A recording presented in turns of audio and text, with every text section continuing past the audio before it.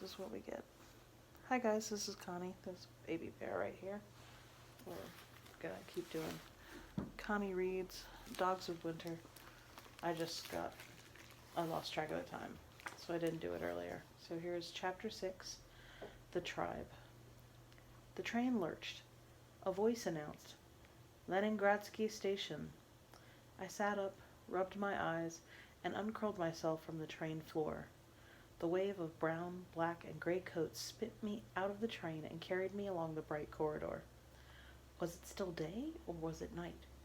I had no idea. In the underground world of metro tunnels, it never changed. I followed the stream of people up the long staircase, through the clicking turnstiles, then up the wide steps to the street. Cold slapped me in the face. Stars glittered overhead in the night sky. I reached up to pull my hat down over my ears. My hat was not there. My coat was gone too. He had pulled it off as I tried to get away. I thrust my hands into my pockets and looked for anything familiar. I saw no bakery. I saw no butcher's shop where my mother bought bones for the soup. I did not see our apartment building squatting at the top of the low hill. I shivered in the night wind. I trudged back down the steps to the underground, where it was always daytime and not as cold. I spotted a heat vent underneath a long bench. I crawled under the bench and crawled under the bench and curled up around the warm air. I splayed my fingers across the grate, thought about the red coat that was not the red coat, and finally slept. Something grabbed my foot and yanked me from my sleep. I've almost got it, a voice said.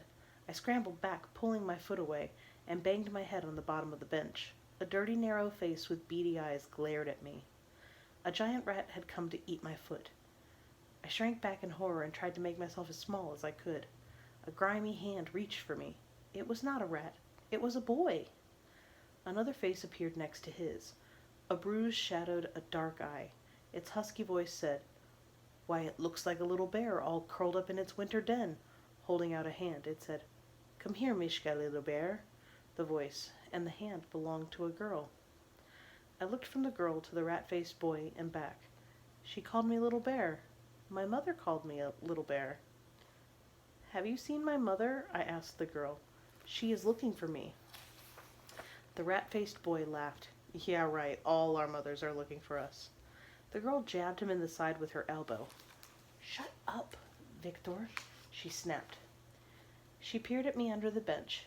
Did you lose your mother on the train? I shook my head. I lost her before, I said. The girl nodded. It's been a long time since you've seen her? I blinked back tears.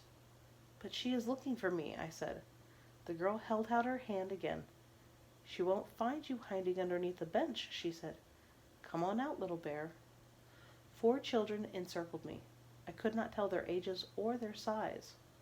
Their mothers dressed them in cast-off clothes, either many sizes too big or too small. Still, where there were children, there were adults, so they would tell me how to find my mother. My name is Tanya, the girl said. She pointed at the rat-faced boy. That's Victor. A girl with a baseball cap and a cigarette tucked behind one ear jabbed her thumb at her chest. I'm Eula, and I make more money than anybody else. She pointed to a dark-skinned boy with dreamy eyes. Mr. Gluehead there is Pasha, Victor snickered. My name is Mishka Ivan Andreevich, and I am 5 years old. I stood as tall as I could in my famous baseball player shoes. I have to find my mother. We live in the town of Ruza. Rat-faced Victor laughed and waved me away like an annoying fly. We've all lost our mothers, stupid. Tanya glared at him. What do you know? Maybe his mother is looking for him. Ruza is a long way from here. If we bring him to her, she'll probably give us money. I don't believe in mothers, Victor said. There's no mother looking for him, and he's too small to keep. I started to ask him how he could not believe in mothers. Everyone has a mother, even mean, dirty children. I started to tell him about the red coat and the black button, and how my mother read to me every night from the book of fairy tales, and how everything changed after Babushka Inya went to heaven and my mother began to forget and he came into our house, when a low, lazy voice from the shadows said, "As always, Victor, your imagination is limited by your pea-sized brain." The rat-faced boy flushed. His eyes shifted nervously from side to side. "He is useful to us precisely because he is small." The voice stepped from the shadows, cigarette smoke streaming from his nose. The tribe of children fell silent and stepped back from me. I rubbed the black button in my pocket with my thumb over and over. He flicked the cigarette to the floor and stepped close.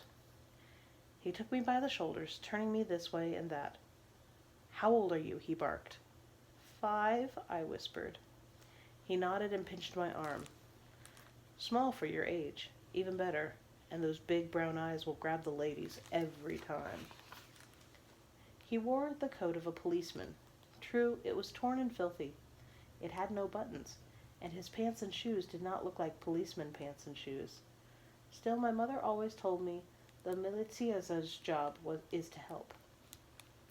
"I'm lost," I said, "and I'm hungry." He squinted through the smoke. "So?" "I need to find my mother. She's worried about me." He spat something dirty onto the ground. "What do I look like? A policeman?" "Yes, you do. My mother always told me to ask a policeman for help if I got lost. So I'm asking you." I gave him my best smile. The girl named Eula howled. "Rudy Militiasia!" The others took up her chant. "Rudy Militiasia, Militiaya, Rudy Militiasa." I'm sorry if I butchered that. I turned to Tanya. "Please," I said, "take me to your home. Your mother will understand." She nestled in close to Rudy's side. He draped one arm across her shoulders. With the other, he swept his arm wide, taking in the soaring arches, the grimy pillars, and the dirty, tattered children. Some followed passengers off the train, begging, while others were asleep on the cold, hard floor, their arms outstretched, palms up, begging even in their sleep. "Do you see any mothers here?" he asked. "Do you?" I looked from Rudy's cruel gray eyes to Tanya. She leaned her head on Rudy's shoulder, her eyes filled with pity. "We have no mothers, Mish. This is our home." And that's the end of chapter 6.